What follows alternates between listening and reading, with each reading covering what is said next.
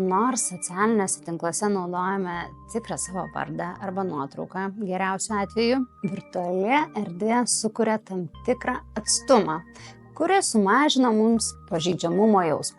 Dalydamiesi emocijomis ar mintimis su nepažįstamais socialiniuose tinkluose mes nesusidurime su tiesioginė reakcija. Tai yra kūno kalba, žvilgsnis ar tyla, kuri realybėje būtų labai nepatogi. Todėl jaučiamės apsaugoti nuo tiesioginių pasekmių, pavyzdžiui, kritikos ar kažkokio tai vertinimo. Šis filtras leidžia lengviau kalbėti apie jautrias temas.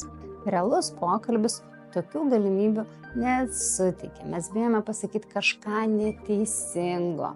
Mes bijome reakcijos, kaip į mus kitas žmogus reaguos ir kaip mūsų žodžiai gali paveikti jį, ar kokios mūsų mintis, kaip galime jį nustebinti ir panašiai. Todėl suvokdami, kad su kitu žmogumi mus skiria atstumas, gal laikas, nes leidžiame savo būti atviresniems, nei būtume iš tikro realiame gyvenime. Ir taip patys to nesuvokdami mes pasidaliname tarsi į kelias tapatybės.